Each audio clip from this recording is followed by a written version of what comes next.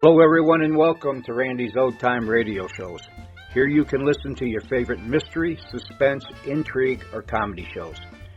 You'll also find shows you thought were lost to time and shows you never even heard of. You just might find a new favorite.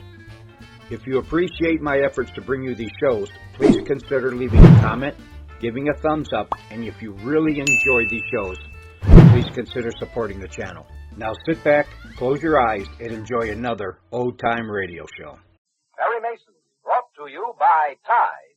T-I-D-E. Tide. Procter & Gamble's new Wash Day Miracle.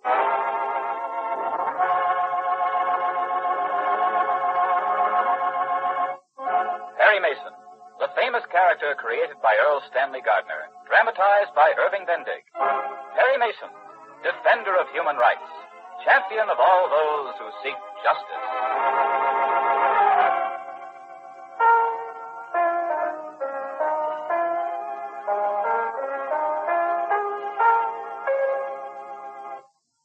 Tide, T-I-D-E. Tide is Procter & Gamble's new Wash Day Miracle.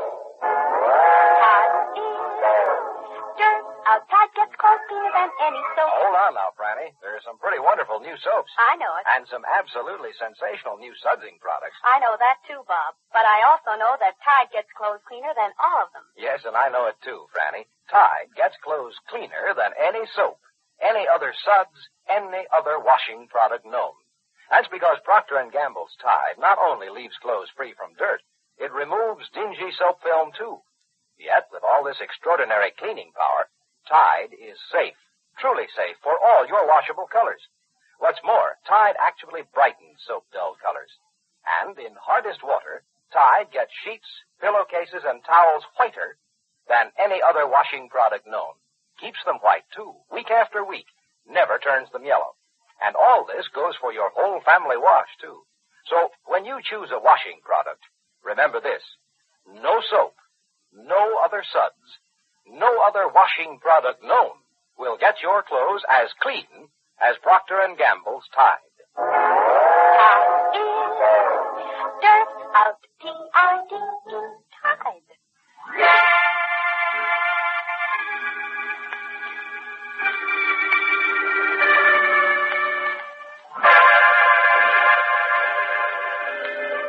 We're back in Judge Newman's courtroom.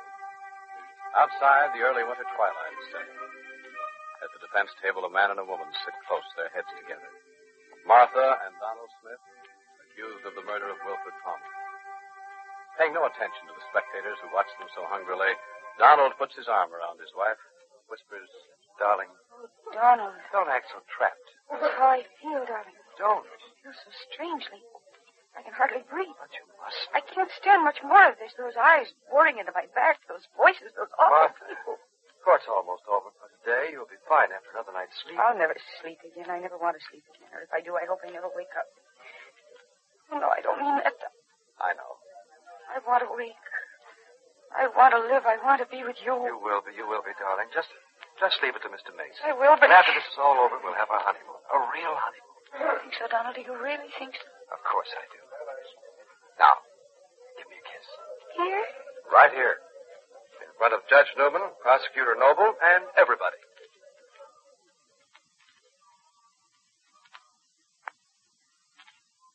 And at the other end of the defense table, we hear...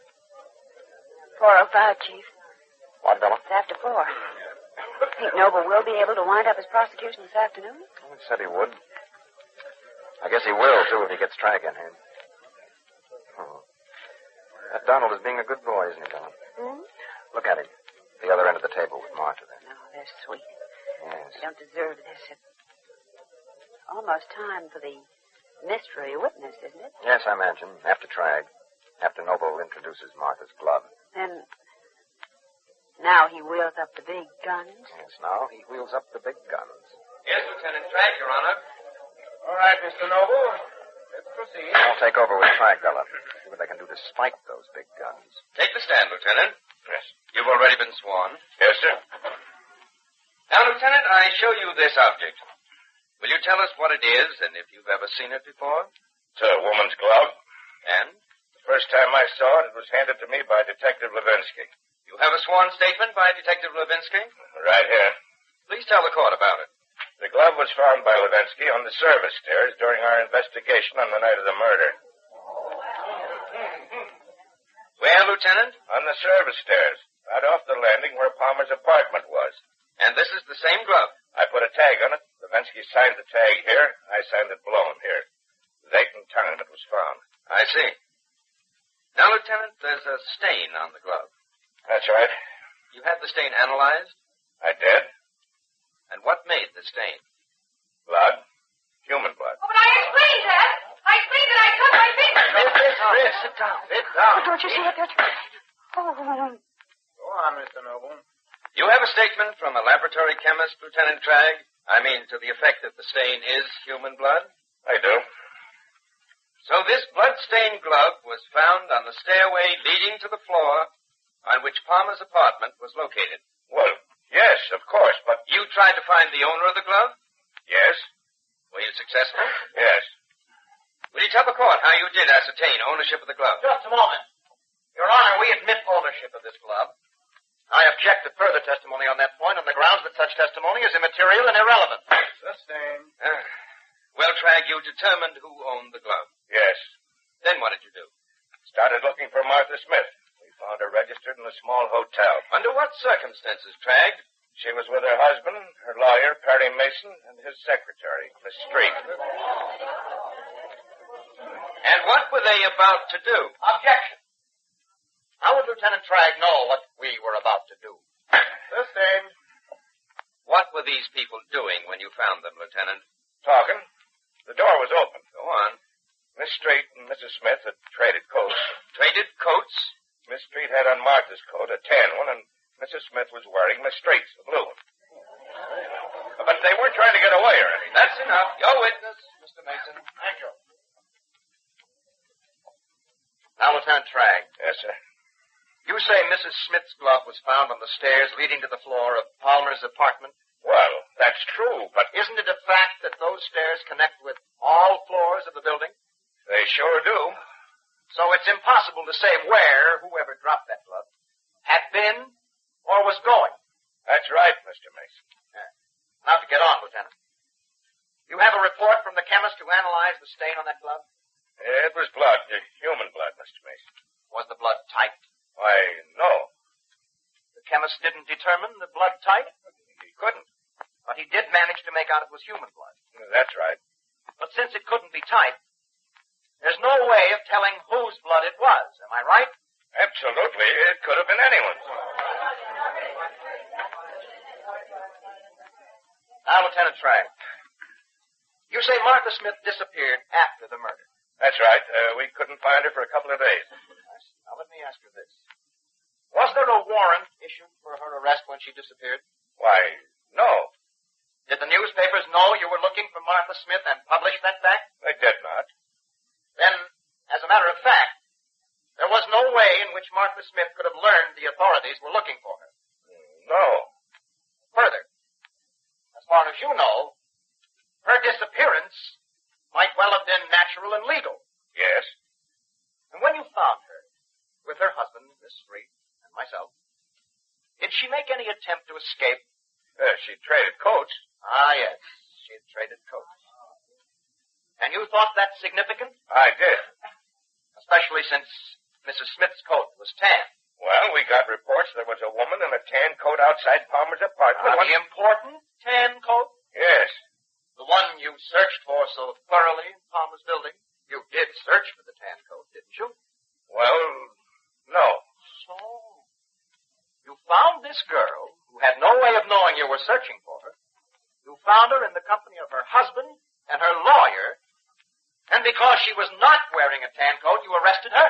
Look here, Mason. I had the glove, and that coat. Oh, then you'd have arrested her anyway, with or without the tan coat. Sure. Then the tan coat can't be so important. But it is. I mean, just because she wasn't wearing it, I wish I'd never heard of a tan coat. I can see why. That's all, Lieutenant Tragg. Next witness, please. Well, that's that baggage. Now we get down to it. Miss Helen Whitlock, take the stand, please. Alan Whitlock. Yes, I heard.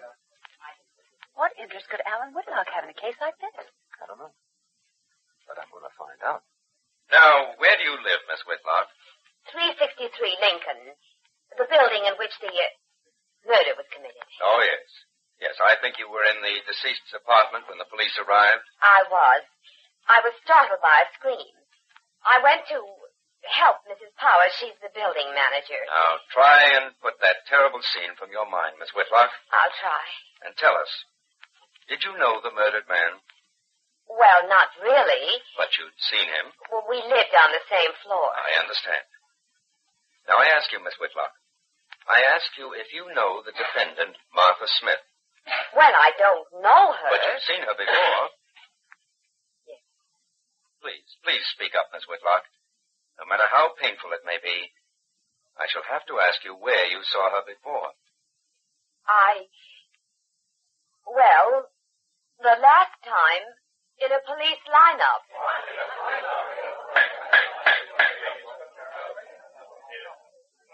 I see. You identified her in a police lineup, Miss Whitlock. I did. And how could you identify her, Miss Whitlock? Had you seen her previously? I had. Miss Whitlock, I ask you, where did you see Martha Smith before? Speak up, Miss Whitlock. All right, I'll tell you. I saw her coming out of Wilfred Palmer's apartment about 2 minutes after he was murdered. That's where I saw her. That's where I saw her. Your witness. It's a lie! It's me! It's a lie!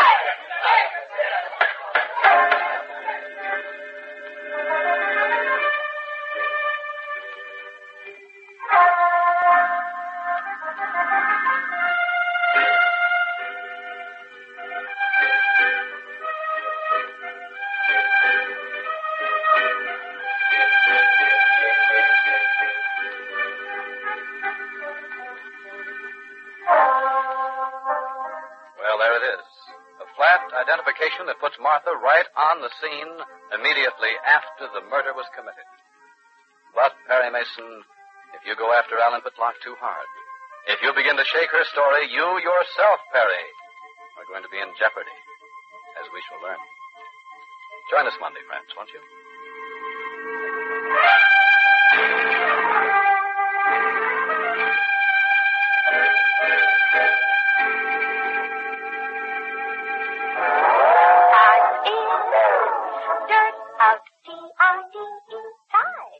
With so many really good washing products being used, a woman has to be given a mighty good reason before she'll switch to a new one. Well, we think we can give you the best reason in the world for changing to Tide. Listen, Procter & Gamble's Tide will get your clothes cleaner than any soap, any other suds, any other washing product known.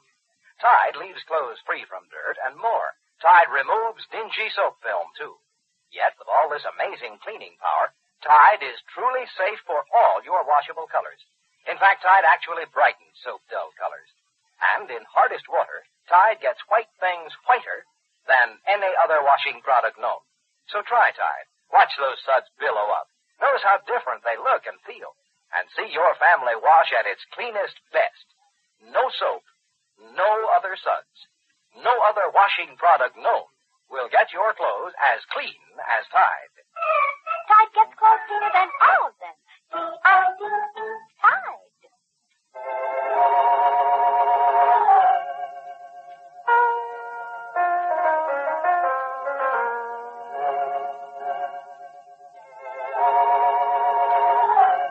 Perry Mason, the famous character created by Earl Stanley Gardner, is brought to you by Tide, Procter & Gamble's amazing new discovery for your whole family wash. Try Tide yourself, and you too will agree you've never used anything like it.